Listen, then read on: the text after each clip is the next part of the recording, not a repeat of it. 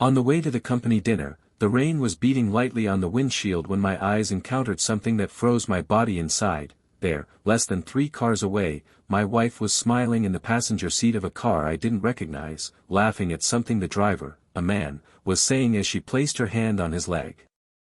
My body remained still, my hands were shaking on the steering wheel and my stomach was churning, but my mind, either by instinct or desperation, decided something that would change the course of my life forever. I wouldn't make a fuss. I wouldn't bang on the window. I wouldn't call. I would follow them. Silently. With my eyes wide open, my heart torn apart and my chest burning. I needed to see how far she was capable of going. I needed to witness with my own eyes the size of the farce that surrounded me. They stopped at a small restaurant, hidden in a quiet alley, where couples usually go to hide and not be seen. The kind of place where secrets feel safe. I watched it all from the car, the looks, the laughter, the blatant intimacy of someone who feels comfortable, not of someone who is starting something in secret. That didn't seem recent. That was routine. That was natural. And when I saw the two of them getting out of the car hand in hand, she was wearing the same dress she had bought with me 2 weeks before, saying, "I think it's beautiful, but I would only wear it with you," my blood boiled. I got out of the car like an automaton, as if an animal instinct had taken over me. I approached with firm steps, but my heart was in tatters.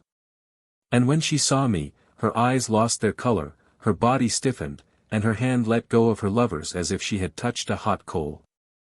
I looked at her and said, with the cruel calm of someone who has already passed the point of pain, "Congratulations on your new relationship. You just destroyed our family." She collapsed. There, in the middle of the sidewalk.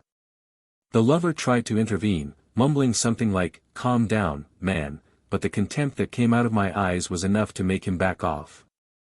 She reached for me, she begged, she grabbed my arm, but I was no longer her man.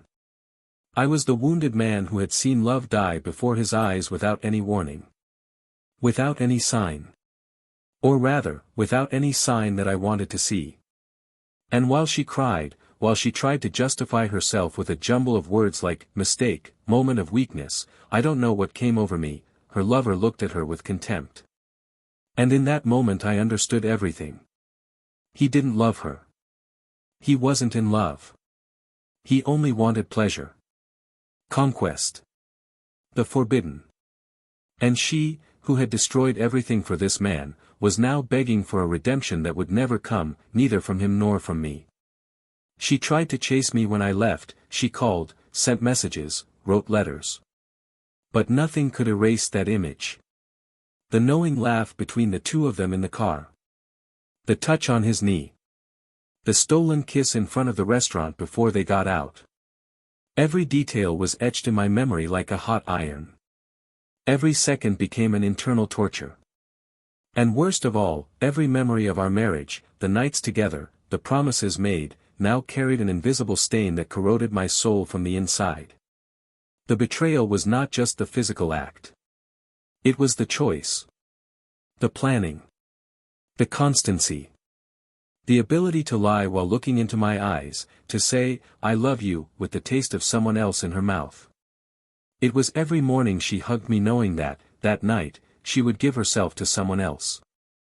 And as I sank into this abyss of disappointment, anger and despair, something in me began to change.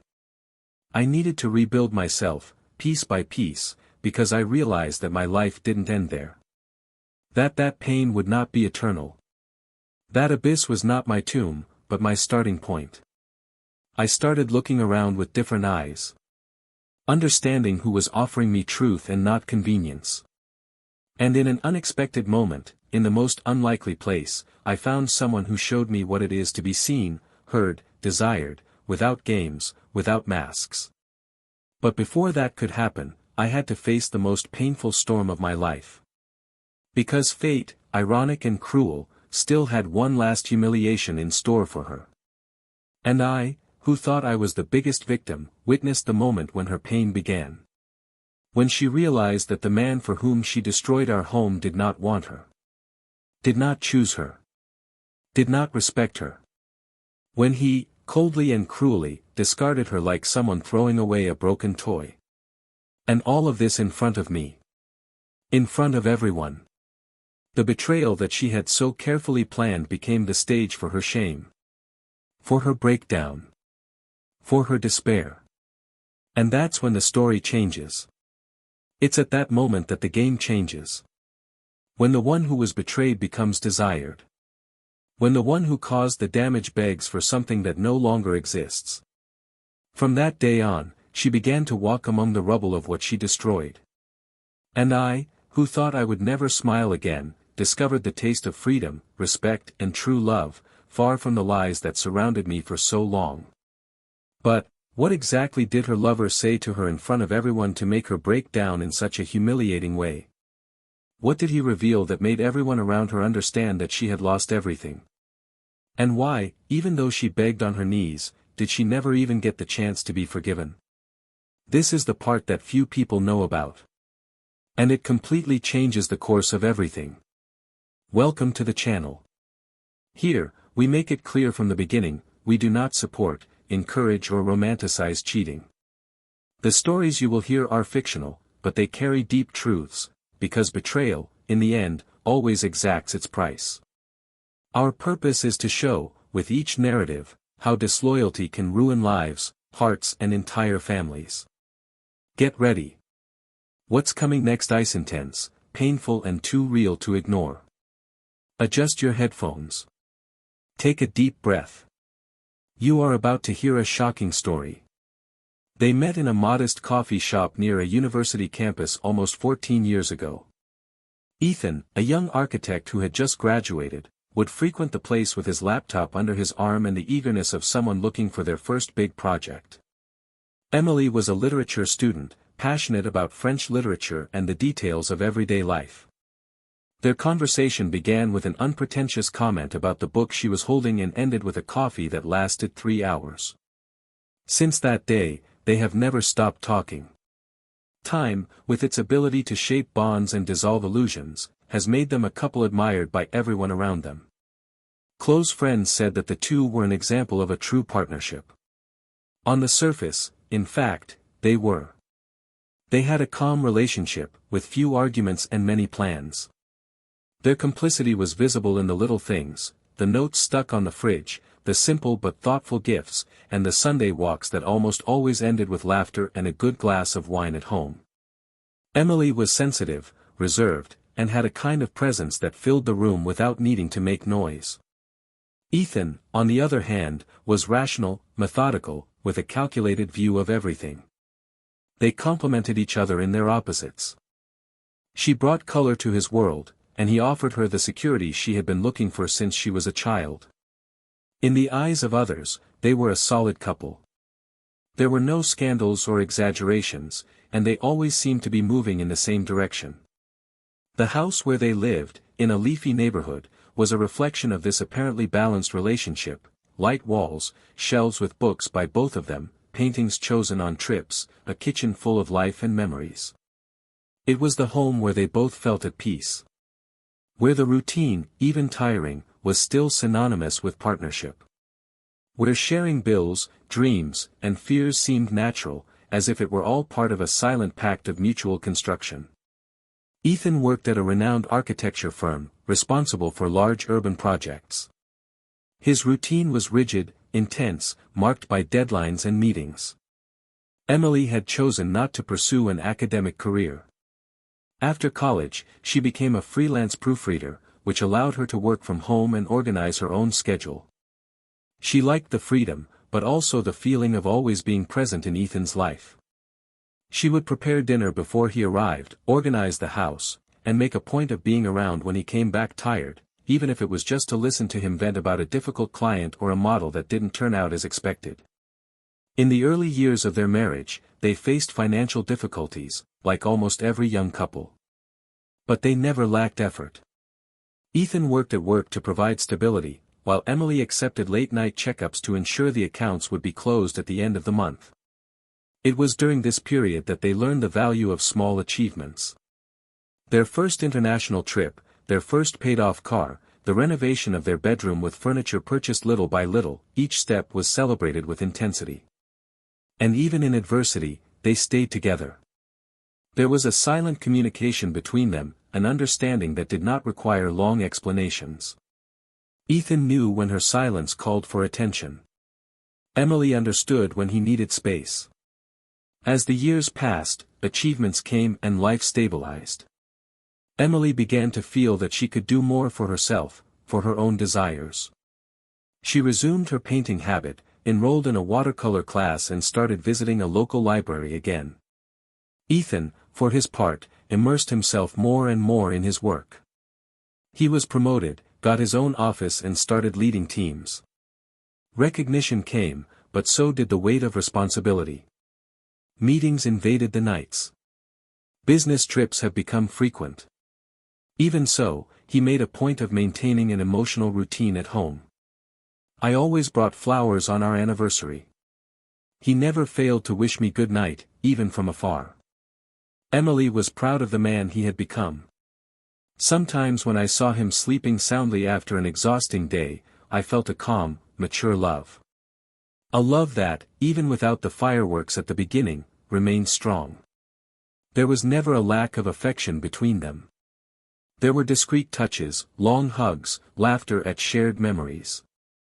Sex, although less frequent over time, was still present and affectionate. They both knew that love changes shape over the years. It was no longer made of impulses, but of daily choices. The decision to stay. To care. To listen. To share. That was what kept them together. They had mutual friends, attended events together, attended Ethan's company dinners, and maintained a healthy social circle. Emily was very popular with the wives of her husband's co-workers. Its presence has always been associated with lightness. He had an admirable ability to listen without judgment and laugh genuinely. He was the kind of person who didn't need to make an effort to win someone over. Ethan, on the other hand, was respected at work and admired as a husband. Many saw him as the man who managed to reconcile professional success with a happy marriage. And this image, which surrounded them like an invisible veil, was at the same time a compliment and a prison. Over the past year, however, something has begun to subtly change. Ethan started arriving later. He claimed meetings were going on and on. Some weekends became too busy. Emily didn't question it. I trusted him. Always trusted. When I asked if everything was okay, he responded with a kiss on the forehead and said it was just a tough phase. Emily, in turn, began to feel more alone. Although she had never been dependent on her husband's presence, there was a void slowly growing. I tried to fill it with books, classes, paintings and meetings with friends. But sometimes, when I looked at the bed where they slept, I felt that the space between the two of them was greater than it seemed. Still, they kept making plans. They talked about renovating the garden, considered adopting a puppy, and even researched destinations for an end-of-year trip. Emily, although she felt something strange in the air, believed that every relationship goes through phases. That maybe it was just tiredness. That everything would pass. That all you had to do was insist, offer more, give more, and the balance would return. Ethan, for his part, seemed torn between two realities. He maintained his affectionate gestures, but his mind seemed distant, sometimes absent, as if he were carrying a weight that could not be shared. The routine continued with automatic smiles and inexplicable silences. Emily, despite being intuitive, avoided confrontations. She preferred to think that their love was strong enough to withstand any bad phase. She continued to prepare dinners, to praise her husband, to keep alive the home they built together. And, in the midst of all this, a special date was approaching, Ethan's company's annual dinner. An important event, where all colleagues would be present, including directors and partners. Emily prepared herself with dedication. She chose a new dress, touched up her hair, and spent the afternoon imagining what the evening would be like. She knew how much that dinner meant to Ethan. It would be the opportunity to celebrate another year of achievements. And, perhaps, to reconnect. To remember who they were. But life has its own plans. And sometimes, what seems like the beginning of a reconciliation is actually the prelude to a revelation. Emily, that night, didn't know that yet. Ethan, on the other hand, already felt a chill in his stomach that didn't come from professional nerves. Something was about to happen. Something that would forever change the story they had built with such care. That night, the weather seemed to conspire for an unusual event. The sky, cloudy since late afternoon, darkened earlier than usual. Emily finished getting ready in front of the bedroom mirror, carefully arranging her hair, as if she wanted everything to be perfect. She had chosen a navy blue dress made of light fabric, which glided smoothly over her body, enhancing her silhouette with the elegant subtlety that had always been natural to her. She wanted that night to be special. She believed that perhaps that dinner would bring the lightness that their relationship needed. There was something in her heart that still carried hope, as if the love she felt for Ethan could heal any crack, even though she didn't know how big the fissure that was already forming between them.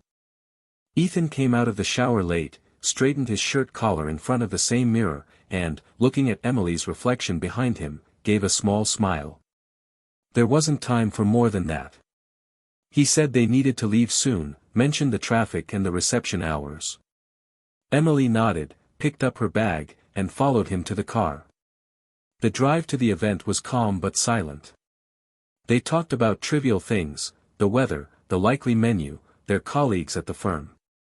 Neither of them touched on the subjects that really mattered, as if the fear of breaking that fragile veneer of normality was greater than the desire to reconnect. When they arrived at the venue, they were greeted enthusiastically. Colleagues approached them, complimented Emily's dress, congratulated Ethan on the new project he was leading. For much of the evening, the two of them circulated between groups, playing the role of a stable, reliable, admired couple. It was almost convincing. Almost. It was in the middle of that celebration that Emily noticed something strange. A subtle detail, but impossible to ignore. Ethan would frequently leave, claiming to be answering urgent calls or taking care of small team demands. He would return a few minutes later, always with a tense expression, and would try to hide it with a comment about the wine or the director's speech. But the frequency of his absences began to bother her. Not because she doubted him, but because she felt something different in his gaze when he returned. There was a new restlessness, as if he were hiding something. Emily tried not to think too much, tried to convince herself that it was just her insecurity speaking louder. But then, as she headed to the bathroom, she saw Ethan at the end of the side hallway of the ballroom, with his back to her, talking to someone she didn't recognize. At first, she didn't pay attention. But when he turned around, for a moment, his face changed. It was a smile she hadn't seen in a long time. A light, spontaneous, intimate smile. Directed at a young woman, with a confident posture, who was touching his arm while laughing at something he had said.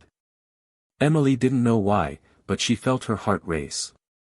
She watched from afar for a few seconds, until he said goodbye to the woman with a brief touch on her waist and returned to the hall as if nothing had happened. Doubt set in. He tried to push her away. He tried to convince himself that it was just a friendly moment between colleagues. But the memory of that gesture wouldn't leave his head. Throughout the night, he saw other quick exchanges between the two. Looks. Smiles. Discreet movements. It wasn't explicit, but it was intimate.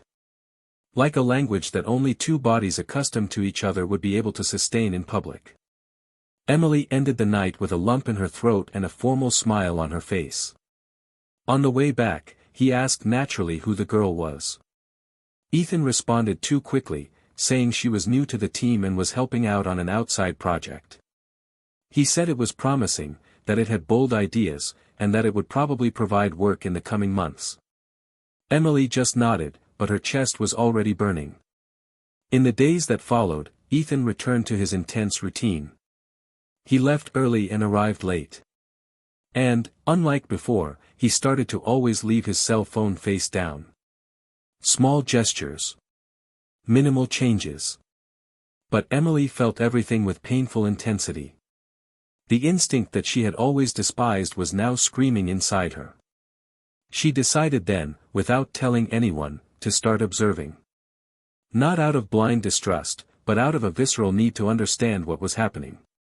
She could no longer bear to live with that feeling of being in the background. Of being excluded from something that until then she believed was built by the two of them. She was discreet. She did not invade privacy, she did not make a fuss. But she paid attention. Schedules, routines, absences. And the signs started to appear, one by one. Untimely calls. Sudden mood swings. Small slips in poorly told stories. Until one Thursday afternoon, while organizing his bedroom closet, Ethan's cell phone rang and the screen lit up. Emily, with no intention of invading anything, just looked at the screen, reflexively. The name that appeared was unfamiliar to him. It was a nickname, followed by a heart emoji. The connection quickly ceased, but something inside her snapped. That was the confirmation that his heart already knew. The name, symbol, frequency of recent connections that were in the history. Everything indicated that something was going on. Something intimate. Something kept secret. Emily didn't cry at that moment. He didn't even scream. He just sat on the edge of the bed, hands on his knees, trying to keep his breathing under control. It was as if his body was trying to process something his soul had already understood: there was another woman. In the following days, she began to observe Ethan with different eyes. Every gesture, every phrase, every absence became proof. But she didn't confront him. Not yet. She knew she needed to see it with her own eyes. Know the truth completely. She didn't want assumptions, she wanted the bare, raw, irrefutable reality. And it was one night, 2 weeks later, on the way to another company dinner, this time to celebrate the approval of an international project, that everything was revealed. Ethan had left early and said he would meet her directly at the location, as he needed to take care of a detail with the team. Emily, dressed up and made up, got into the car and headed towards the reserved restaurant. On the way, while the radio played softly and the city lights flashed through the windows, a movement in the opposite lane caught her attention. It was his car. She would recognize it from a distance. In the passenger seat, a woman. The same smile. The same complicity from the previous dinner. The two of them laughing, oblivious to the world. She had her hand resting on his thigh. He was relaxed, like he hadn't been for a long time around Emily. She hesitated for a second. Then she turned the steering wheel firmly and began to follow them. She kept her distance. She hid her tension. The blood was pounding in her temples. Her hands were shaking. But her eyes were fixed. She needed to see. She needed to get to the end of that road. Their car stopped on a narrow street, near a small restaurant, off the route of the gathering. Emily parked discreetly. She watched the two of them leave. The touch on the waist. The quick kiss. The muffled laughter. And then, in that moment, there was no more doubt. There was no more room for imagination. It was a fact. It was real. It was the betrayal that her intuition had been screaming for weeks. She got out of the car without rushing. She walked towards the two of them with a calm that surprised even herself. He saw her first. He turned pale. It took the girl a few seconds to understand what was happening. Emily stopped in front of the two of them. She didn't cry. She didn't scream. He simply said, in a firm voice that didn't accept any more crumbs, "Congratulations on your new relationship. You just destroyed our family." The silence that followed was thick. He didn't know what to answer. The woman beside him stared at him with confusion and anger. Emily took a step back, turned around, and walked away without looking back. There was pain, yes. There was sadness. But there was also a new force being born. The end of that chapter was just the beginning of something bigger. Because what she didn't know yet, what none of them knew, was that the true impact of that betrayal was yet to come. And what would be revealed next would change everything. Absolutely everything. The next day dawned colorless. Ethan didn't come home that night. Emily spent hours lying on the couch, dressed in the same clothes she'd worn for dinner, her eyes fixed on the ceiling, her thoughts swirling. A silent storm was ravaging everything inside her. There was a heartbreaking emptiness, not just because of the betrayal, but because of the way it had been exposed, because of the engraved image of a man she'd known for years, smiling like a stranger next to another woman. That wasn't just a breach of trust, it was the end of an illusion built with years of care, a sudden demolition of the life she believed she had. She didn't cry anymore. The tears had dried, giving way to a kind of rational coldness. She needed to understand. She needed answers. The truth had only half come to light. There was more. She felt it with an uncomfortable certainty, like someone hearing a noise coming from a locked room. And she wanted to throw that door open. Ethan only showed up late in the afternoon. He walked through the front door as if he didn't know what to expect. His face was drawn, his posture hesitant, his eyes downcast. Emily was waiting for him in the living room, sitting facing the window. When she heard the key turn in the lock, she straightened her spine but said nothing. She let him take the initiative. He walked in slowly, dropped the keys on the small table and stood there for a few seconds, not daring to look at her. When he finally did, the first thing he said was a weak "I'm sorry." She didn't answer right away. The silence between them seemed more eloquent than any sentence. He tried to get closer, but she held up her hand, firm. She wanted to listen. She wanted to understand. But she needed him to tell her everything. No lies. No shortcuts. Ethan began to speak, hesitantly, stumbling over his words. He said he didn't know how it had happened, that he had been feeling suffocated lately, pressured, alone, that the other woman's presence had appeared at a time when he felt invisible.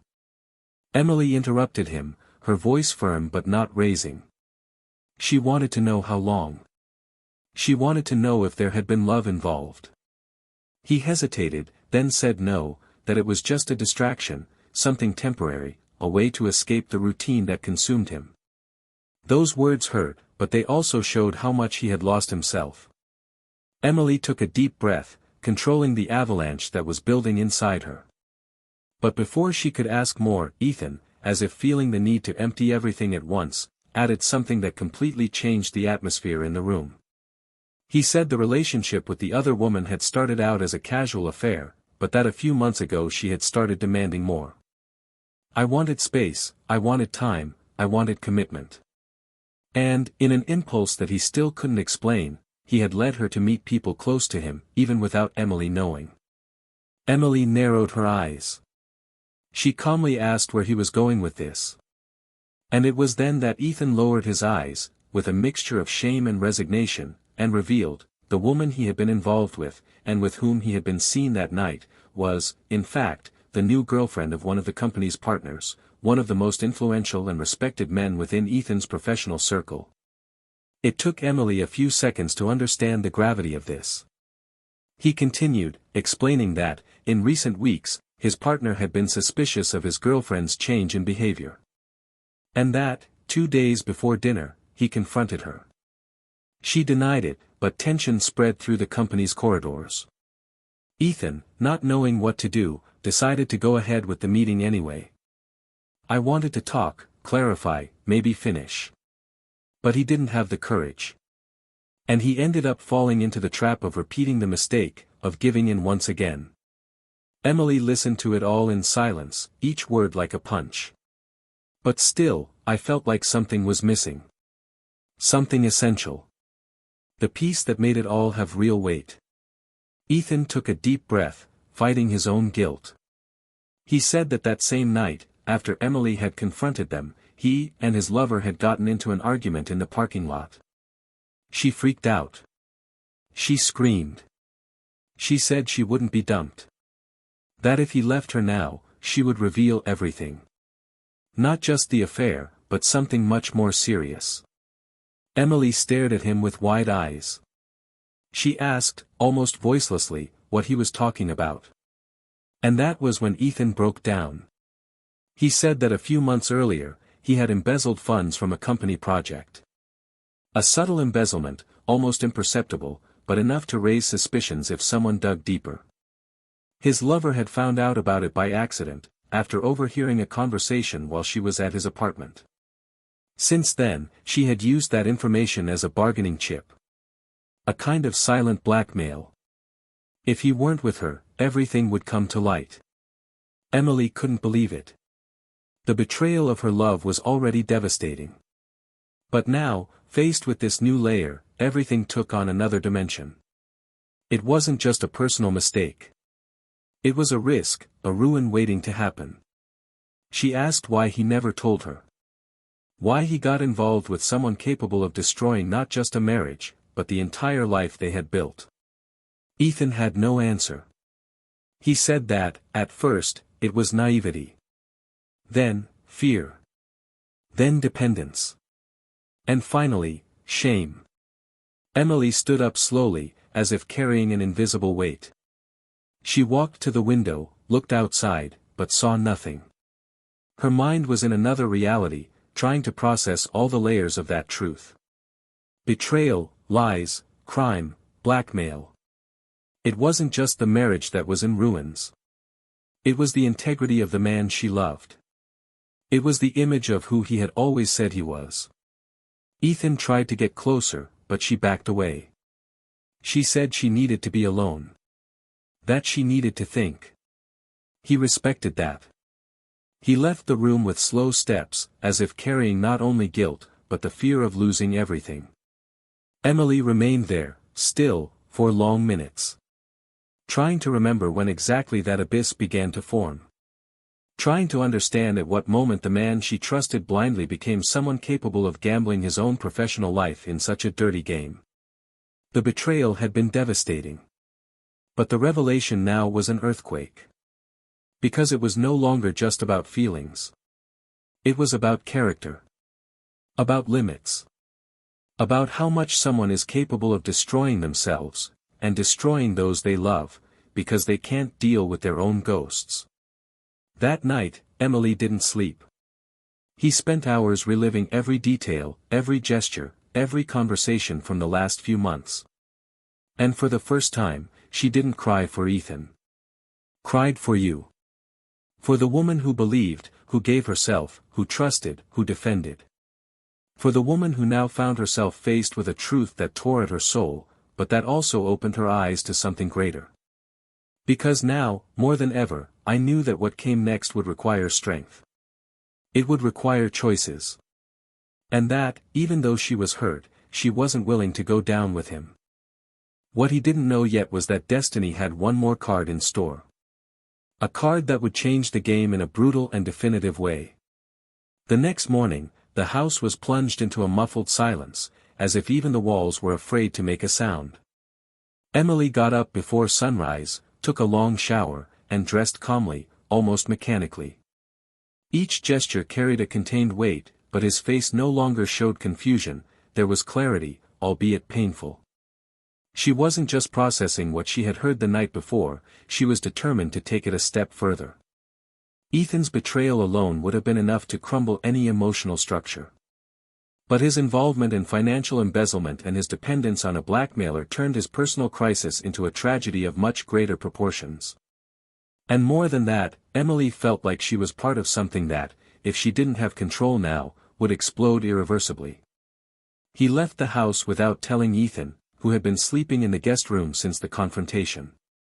The rain was beginning to streak the car window as she turned the key in the ignition and drove to the only place where she felt she could breathe, her sister's house, on the outskirts. He didn't say anything at first, he just said he needed some time, some distance, a neutral place. He sat silently through breakfast, watching his nephews laugh at the table as if the world wasn't falling apart outside. And in the midst of that simplicity, he realized how much he had lost of himself in recent years trying to keep intact a marriage that had been falling apart from the inside for some time. Around 9 in the morning, her phone dinged with a message from Ethan. "Can we talk one more time?" I need to explain something that was left out yesterday. She hesitated, took a deep breath, and simply replied, "Okay. I'm at my sister's house. You can come by at 10. Ethan arrived punctually, visibly shaken, his red eyes betraying a tormented morning. Emily asked to go to the backyard, where they could talk without interference. Under a tree, protected by an improvised awning, he began to speak. He said that his lover, Clara, was not just an opportunistic blackmailer. He said that, at some point, he believed that she understood him in a way that Emily no longer did. That she made him feel free from the pressures of success, expectations, and responsibilities. That with her, for a brief moment, he forgot the weight of being the perfect man that everyone expected. Emily, for her part, remained silent, but her eyes conveyed a mixture of disbelief and tiredness. She simply said that this did not justify anything, that she no longer recognized him. But it was what Ethan revealed next that transformed that conversation into an unprecedented emotional earthquake. He said Clara had left him that morning. That after the confrontation at the restaurant and the public humiliation, she had come to him only to say, coldly, "You have nothing more to offer me." He tried to argue, but she laughed. She said she had never been in love with him. That she had always known he was weak. That she had approached him first out of interest, then out of amusement. And that now, with everything exposed, he was nothing more than dead weight. "You are pathetic," she said before leaving. "You abandoned your wife, risked your career, and handed it all to me on a silver platter. Now you deal with this alone." Emily, who had been listening silently until then, closed her eyes. He asked why he was telling her this. Ethan hesitated. He said he didn't know what to do anymore, that he was on the verge of losing everything. And it was then that, in a moment of despair, he did the unthinkable, he asked for help. He said he had no one else to turn to. That he needed her. That if she could, that maybe together they could face the consequences of what was to come. Emily, upon hearing that, had the distinct sensation of being in front of a shipwrecked man. But not a shipwreck by accident. Ethan had deliberately drilled into the hull of his own ship. She stood up slowly, walked a few steps to the backyard fence, and stared out at the damp morning horizon. When she finally spoke, her voice was firm. She said that she had spent years by his side not out of obligation, but out of love. That she had always tried to be present, a partner, that she had endured the absences and silences because she believed there was still something true between them. But now she saw that she had been alone for a long time. And that he, instead of being a companion, had become a stranger she did not recognize. She said that she did not hate him.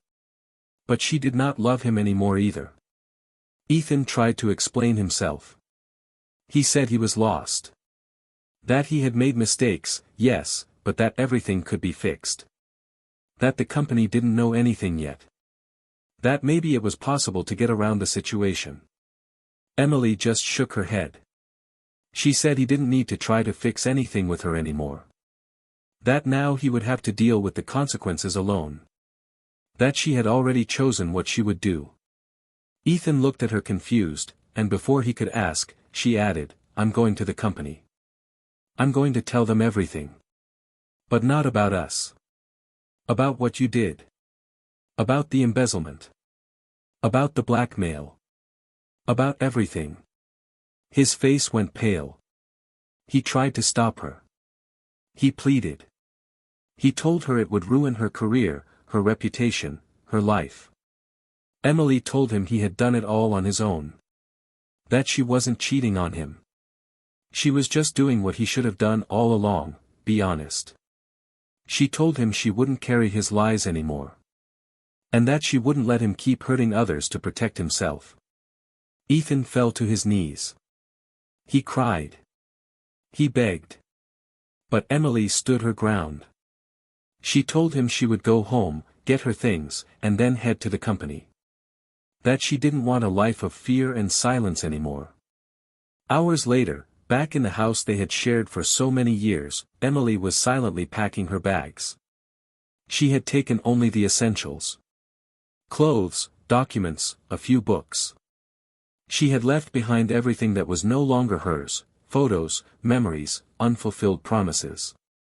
Ethan watched her from the doorway, but he no longer had the strength to intervene. He knew she had crossed the point of no return. When she had finished, she stopped for a moment in the living room, looked around, and said calmly, "You had it all. And you destroyed it all by yourself." She left without looking back.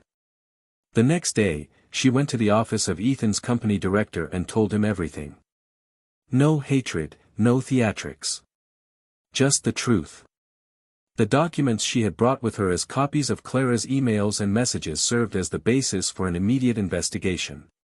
The case took on unexpected proportions. Ethan's name was removed from projects, removed from the team, and his position began to be treated as a stain on the company's history. Clara, upon learning of the exposure, left town without warning. She disappeared. Emily, in turn, found a peace she had never known. She began living in a small apartment near the city center and resumed her studies, which she had put aside years before. She met up with friends, made new connections, and rediscovered the pleasure of freedom and truth.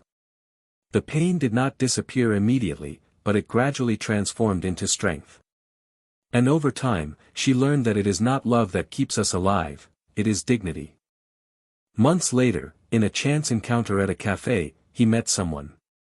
A kind man, with a light smile, attentive gaze, and a story completely different from yours. They talked about books, films, and traveled. And for the first time in a long time, she laughed without weight. The past did not cease to exist, but now it was just that, past. Ethan, in turn, was bitter about the remains of what he once had. And when he looked at himself, he finally understood what he had lost. But it was too late. Emily's decision to break her silence and expose what had happened was not motivated by revenge, nor by an unconscious desire to see Ethan suffer. There was something deeper, something almost ethical in her stance. It was as if, upon seeing herself face to face with personal devastation, she understood that to remain silent would be to condone the lie, the moral destruction that he himself had caused. Her choice, although painful, was made with the lucidity of someone who knows that, no matter how much the truth scratches, complicit silence corrodes invisibly and irreversibly. The days following the complaint were intense.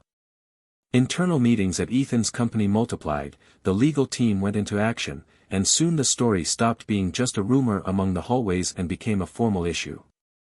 The repercussions were devastating. Ethan was removed from his position under allegations of improper conduct and ethical violations, and soon the investors began to pressure the partners to take exemplary measures.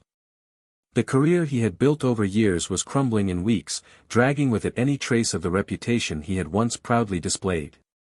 Meanwhile, Emily watched from a distance as the structure she had silently supported for so long collapsed. There was a mixture of sadness and liberation in seeing him face the consequences. On some level, there was still a remnant of compassion, not for the man who had betrayed her, but for the fragile and unbalanced human being he had revealed himself to be. But this compassion did not stop her from moving forward. In fact, it was precisely this recognition of human fragility that made her make more conscious decisions from then on. In her new life, Emily began to build a routine with small rituals of care. Mornings began with strong coffee and silence, afternoons were filled with reading, walking or work, and nights, previously filled with anxiety and waiting, were now her own. Sometimes she went out with friends, other times she preferred the comfort of her own company. And although loneliness struck some early mornings, it was no longer a prison, but rather a space to reconnect with who she was before becoming a wife, before being betrayed, before losing herself in the gestures of maintaining a unilateral marriage. Ethan, in turn, began to live as a shadow of himself. He was forced to leave the apartment where he lived after Emily left. He began to temporarily live in a flat offered by a friend who, although supportive, no longer looked at him in the same way. The once vibrant social circle became a fog of distance. Many people distanced themselves, some out of discomfort, others out of pure disapproval. His presence on social media disappeared, his professional contacts dwindled, and the phone calls he received were almost always with demands. He tried, on several occasions, to reverse the damage. He hired lawyers, tried to reach agreements with the company, and sent letters to his partners. But no strategy was enough to reverse the stain he now bore. His name had become synonymous with downfall, and any attempt at reinvention sounded artificial. It was not only his mistakes that condemned him, but also the cowardice of having sustained them with lies until the last second. While he was drowning in his own guilt, Emily was rediscovering small pleasures. A new coffee shop on the corner, a ceramic studio in the basement of an old building, the tranquility of walking without having to explain where she had been. On one of those serene mornings, she met Daniel. A man with a gentle gaze, a calm voice, and a way of listening that did not require haste. He did not ask intrusive questions. He simply listened, as if he understood that the most important stories are revealed in the silence between words. Unlike Ethan, Daniel was not an architect of great works. He was a history teacher at a public school, a widower for 3 years, and the father of a quiet teenager who spent most of his time with his headphones connected to the world. The connection between them was not immediate, nor was it intense. It was subtle, like a wind that gradually becomes a constant breeze until, before you know it, it is already present. Emily didn't give in right away. She still carried invisible scars, memories that insisted on hurting on random days. But there was something about Daniel that made her feel no need to hide those scars. He didn't rush her, didn't compare her, didn't demand explanations. He just stayed. With him, there was no need to prove anything. Just be. And that, for someone who spent years trying to live up to expectations, was liberating. Time passed and Ethan's name gradually became a distant memory. But the story wasn't over for him. On the contrary, a new phase was approaching. The betrayed partner, an influential businessman known for his rigidity, decided that it wasn't enough to simply remove Ethan from the company. An example was needed. A lawsuit was filed, and with it came the weight of public exposure. Local newspapers reported on the case. Ethan's name returned to the headlines, but now associated with corporate scandal, betrayal, embezzlement of funds and professional downfall. What he feared most, public humiliation, was finally coming true, but not at Emily's hands. He had built his own ruin, brick by brick, omission by omission. When Emily found out about the lawsuit, she didn't celebrate. She was sitting with Daniel on a park bench, eating ice cream, when she received the news via text message. She read it in silence, then put her phone away and simply said, without any weight, it was inevitable. Daniel looked at her kindly, held her hand, and they continued to talk about books. She was no longer the center of the storm. Now she was an observer of a story that, although it was still hers to some extent, no longer dictated the rhythm of her life. But what bothered Ethan the most, what consumed him the most on cold, lonely nights, was not the lawsuit, nor the financial losses. It was Emily's absence. The absence of someone who knew him before all this, someone who loved him even when he didn't yet know who she was. He tried to write letters, tried to call her, tried to find her in places they used to frequent. But she was no longer there. She was in another time, another space, another world.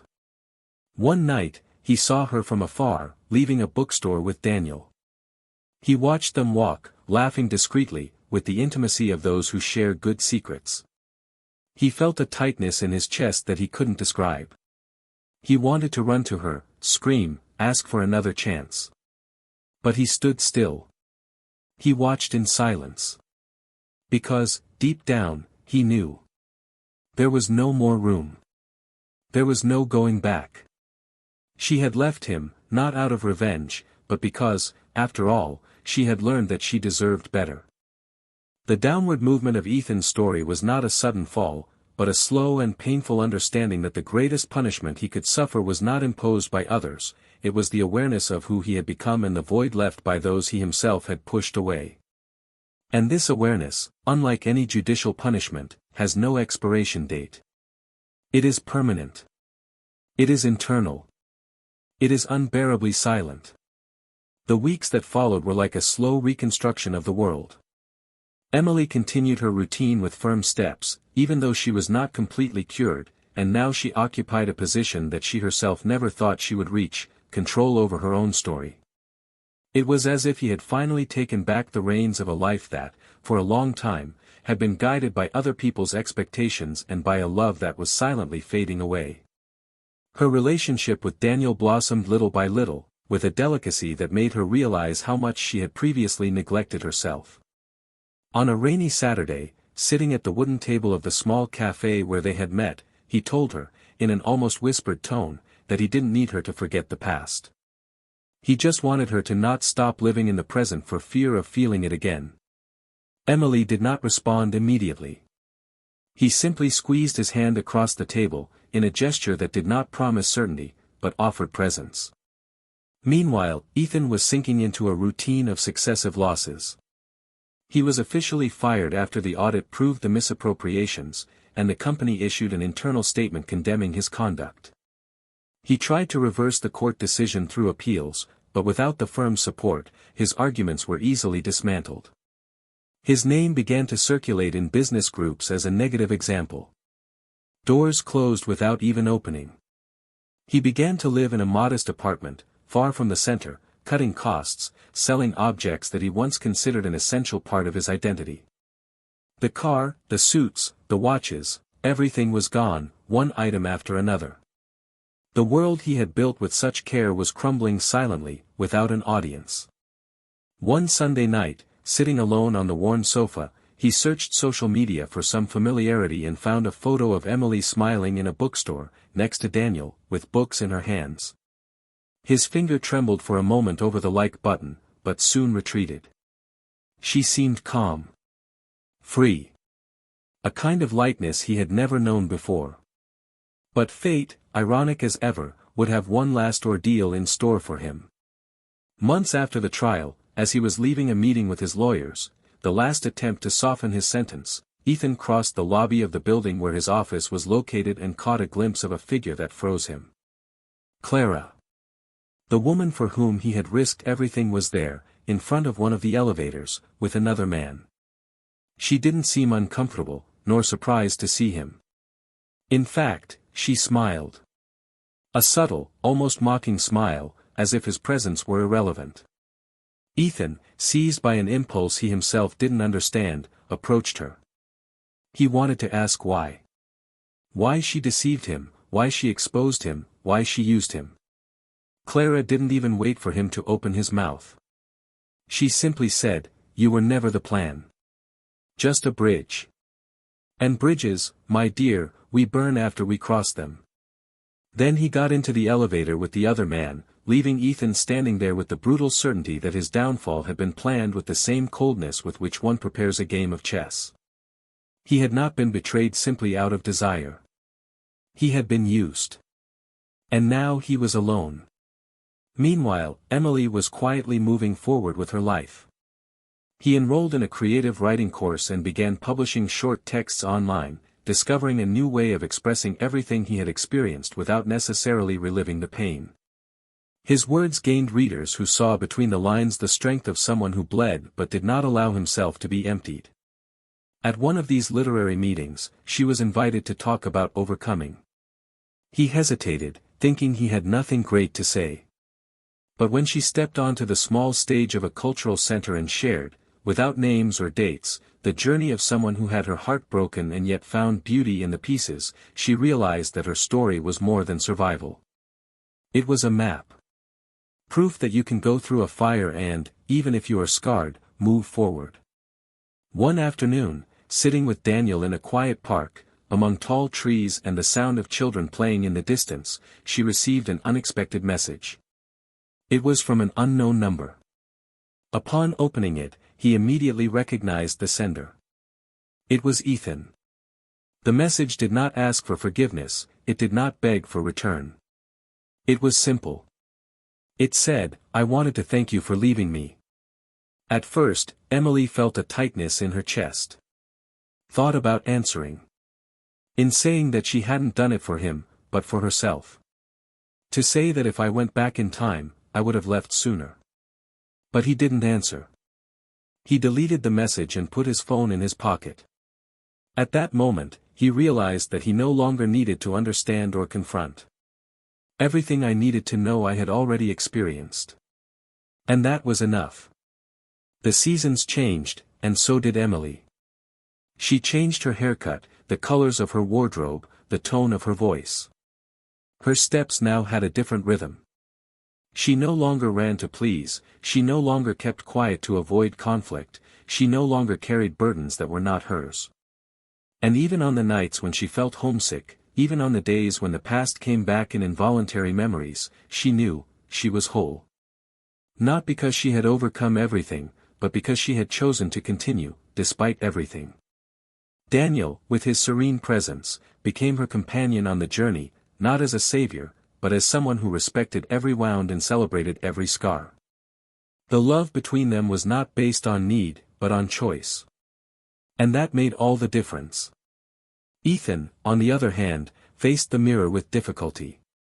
He started attending therapy sessions, pushed by the one friend he still had left.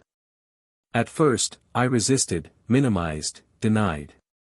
But little by little, faced with direct questions, he began to recognize the holes he had dug with his own hands. He started writing letters that he never sent. Letters to his absent father, to his younger self, to Emily.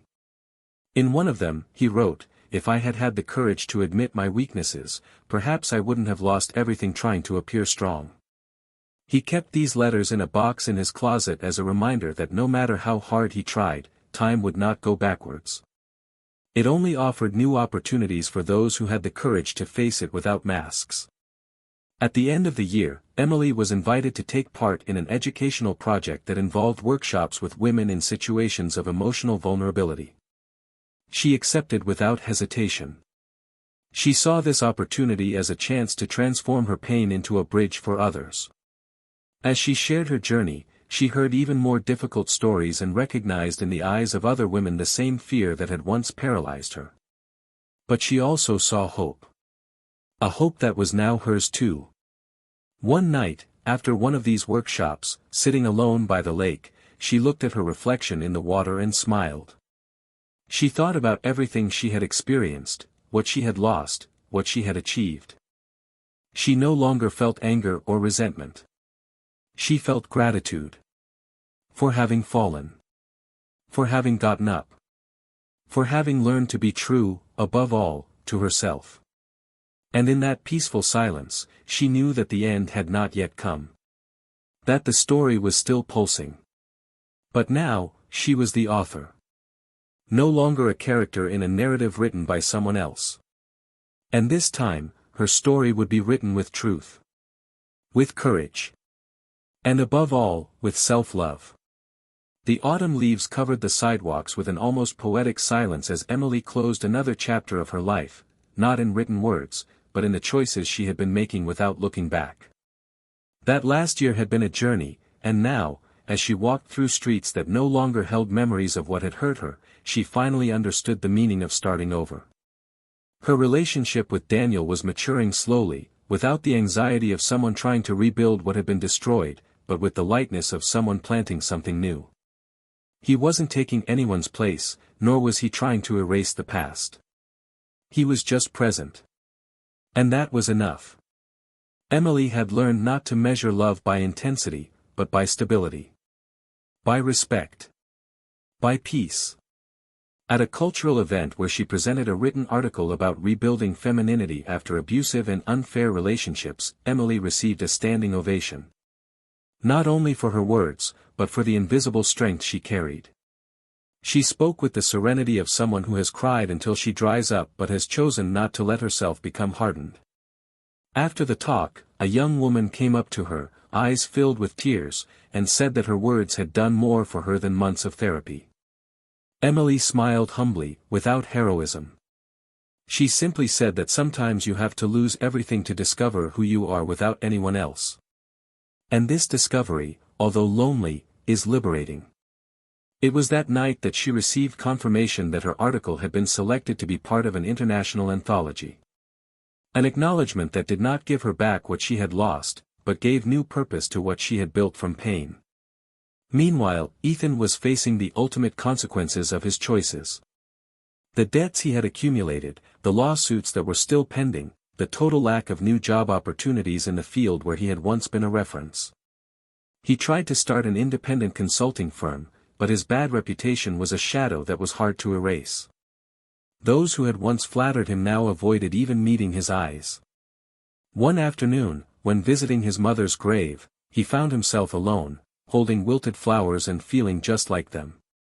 He realized that the most brutal mistake he had made was not having betrayed Emily, nor even having gotten involved in corruption. The biggest mistake was having neglected his own soul in the name of an image that never existed. He began working as a freelance writer to survive, writing generic texts for companies that didn't know, or care, about his past. At night, he would read the letters he had written but never had the courage to send. Especially the ones that ended with the sentence, "I was the very poison that poisoned what was pure." Daniel, on the other hand, deepened his bond with Emily with a naturalness that surprised even himself. He wasn't a man of speeches, but of gestures. He prepared coffee with the care of someone who knew her preferences, watched the movies she chose without complaining about the genre, and laughed at the observations she made about life with that acidic and gentle humor. He never tried to compete with the past. He simply offered his presence in the present. And this made Emily, little by little, rebuild her ability to trust. To love without fear. Together, they decided to travel to a coastal city on the one-year anniversary of her breakup with Ethan. Not to celebrate the end, but to honor the new beginning. Sitting on the sand, watching the sea invade and retreat, she said that there she had understood everything. That betrayal doesn't just destroy love. It destroys the invisible structure of truth. And when that structure is broken, it can only be rebuilt with silence, time, and a lot of honesty. He simply hugged her, as he always did when she said something that didn't need an answer. As for Clara, she disappeared from social circles as quickly as she had appeared. It was said that he had moved to another city, perhaps another country, where he had assumed a new professional identity. Little was known about her afterwards. What remained was only the bitter memory of a woman who used the power she had over others as a form of assertion, but who deep down carried the same instability that she caused in others. The manipulation game he played cost Ethan far more than he could afford. But it also cost her what little credibility she still had behind the scenes. No one survives their own power games unscathed for long. And in the end, the masks always fall. All. Time passed and Emily was invited to give an interview on a podcast about overcoming an emotional reconstruction. During the recording, the host asked her what she would say to someone who is currently experiencing betrayal. She thought for a few seconds, then answered, "Don't believe that someone else's mistake diminishes your value. Sometimes, what hurts is not the loss, but how much we stop being ourselves to maintain something that was already dead. Betrayal is the final collapse, but the wear and tear comes before, in the silence, in the absence, in the invisible concessions. The pain is inevitable. But staying in this place of pain is a choice. And you can choose to leave. You always can." At the end of that episode, she received dozens of messages. From women, men, young people, older people. People who saw themselves reflected in her story. Who found comfort in her words. And, finally, Emily understood that her pain had not been in vain. That by allowing herself to feel everything, without denying it, without running away, she had transformed herself. And, by transforming herself, she was now inspiring others to do the same. There was no happy ending like in the movies, with perfect scenes and music in the background. There was reality. There was truth. And that, for her, was more than enough. If you've come this far with a heavy heart, tears in your eyes or a stirred soul, I want to know, what did you think of this story? Comment below with your opinion, it's very important to us. And if this story touched you in any way, subscribe to the channel, turn on notifications so you don't miss any new stories and share it with those who need to hear this today. And before I close, I would like to leave you with a thought: betrayal is not just a breach of commitment. It is an explosion that destroys dreams, erases the laughter of a home, tears out trust by the roots and leaves a void that cannot be filled with apologies. It does not only affect the person who is betrayed. It also corrodes the person who betrays. It destroys respect, contaminates what was pure, and often leaves no chance for reconstruction. Therefore, choosing loyalty is, above all, a commitment to dignity. To truth. To true love. And we emphasize once again, this channel does not support any type of betrayal. Here, the truth is told so that no one has to live it. Until the next story. And remember, to love is to honor. Always.